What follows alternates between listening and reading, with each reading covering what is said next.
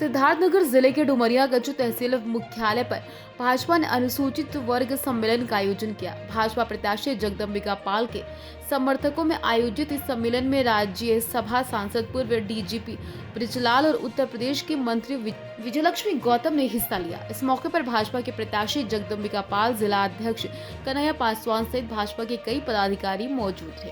अनुसूचित वर्ग सम्मेलन को संबोधित करते हुए सभी वक्ताओं ने इंडिया गठबंधन में शामिल सपा और कांग्रेस को आड़े हाथों लिया। मीडिया से बात करते हुए पूर्व डीजीपी राज्यसभा सांसद ब्रिजलाल ने अखिलेश यादव और सपा सरकार को आड़े हाथों लेते हुए कहा, ये सरकार माफियाओं की सरकार रही है। सपा की सरकार में ऐसे निर्णय लिए गए जो देश के लिए घातक रहे। सिद्धार्थनगर से दैनिक भास्कर के लिए गुलाम अली सिद्दीकी की रिपोर्ट। मैं ये कह सकती हूँ कि आदरणीय नरेंद्र भाई मोदी जी की सरकार पिछले 10 सालों में लगातार अनुसूचित जातियों के लिए, दलितों के लिए, पिछड़ों के लिए कल्याणकारी योजनाओं को बना के पहुंचा, उनके उत्थान और विकास के लिए, और सीधा हर दलित परिवारों में उसका लाभ मिला है। और लगातार 24 घंटे अगर उन्होंने मेहनत की है दलित समाज के उत्थान और विकास के लिए, उनकी शिक्षा के लिए, उनके स्वास्थ्य के लिए, तो ये कारण बहुत ठीक से ये सारे कार्य हुए हैं। आज दलित समाज बहुत ही उत्साहित है और पूरे देश के दलित समाज भारतीय जनता पार्टी को और आदरणीय मोदी जी को प्रधानमंत्री बनाने के लिए उत्साहित है और आगे आके कमल के बटन से दबाने के लिए तैयार है।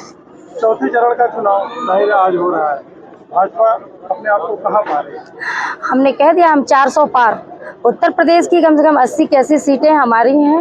जनता उत्साहित होकर के, हर वर्ग की जनता, अगड़ा पिछड़ा हिंदू मुसलमान यहाँ कुछ भी नहीं है। इस चुनाव में आप देखेंगे विकास के नाम पर वोट हो रहा है, क्योंकि इस देश के प्रधानमंत्री, उत्तर प्रदेश के मुख्यमंत्री, दोनों ने डबल इंजन की सरकार ने लगातार सबकी सुरक्षा करने के लिए, सबकी कल्याणकारी योजनाओं को पहुंचाया है, सबके विकास के लिए, सबके उत्थान के लिए, आधी आबादी के लिए, किसानों के लिए, नौजवानों के लिए। और हमारा जो संकल्प पत्र है वो भी आगे उनको मजबूत करने के लिए है। जैसे बहुत सारे लोग अभी भी, जैसे मान लीजिए एक ही परिवार में बेटा बेटी अलग हो गए हैं, अभी उनको आवास एक ही परिवार दूसरे बच्चे को नहीं मिला है, उसके लिए भी 300 करोड़ आवास जैसे ही चुनाव खत्म होंगे हमारे संकल्प पत्र में है, उनको फिर से पुनः ये पोर्टल खोल करके उनको आवास देने का काम होगा।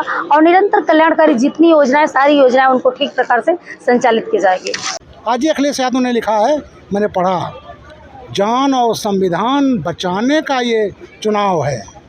बीजेपी पीछे पड़ी, हाँ बीजेपी पीछे पड़ी है आतंकवादियों के।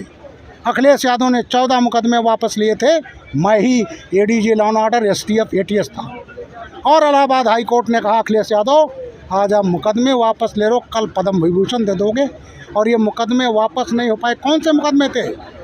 बनारस में दशाश्वमेध घाट, शीतला घाट, संकट मोचन ब्लास्ट, गोरखपुर कचहरी ब्लास्ट, आपके 3 कचहरी, बनारस, अयोध्या और बनारस ब्लास्ट। ये तमिल जो इंडियन मुजाहिदीन था, जोगी जी पर हमला करने वाले, ये सब मुकदमे इन्होंने वापस लिए।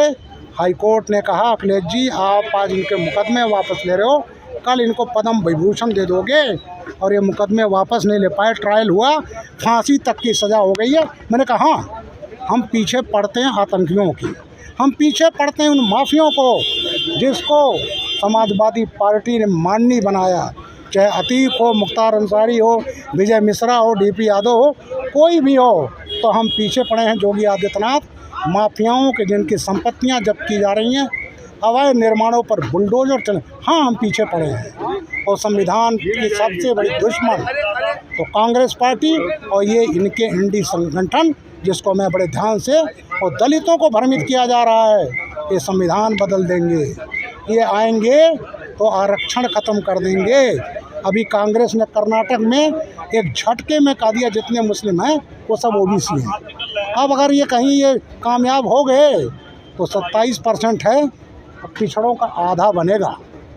इन्होंने अनडिवाइडेड आंध्र प्रदेश में कहा था कि दलितों का, पिछड़ों का आरक्षण कम करके दे दिया जाए मुस्लिम समाज को। तो ये तो आरक्षण इंदिरा गांधी ने 81 में अलीगढ़ मुस्लिम यूनिवर्सिटी में एक्ट बनाकर दलितों, पिछड़ों, गरीब सवर्णों का हक छीना है। तो ये पार्टी है जो संविधान की सबसे बड़ी दुश्मन, बाबा साहब की दुश्मन, बाबा साहब से नफरत। और आज ये दलितों को भ्रमित कर रहे हैं कि ये संविधान बदल देंगे और आरक्षण बदलेंगे। Thank you.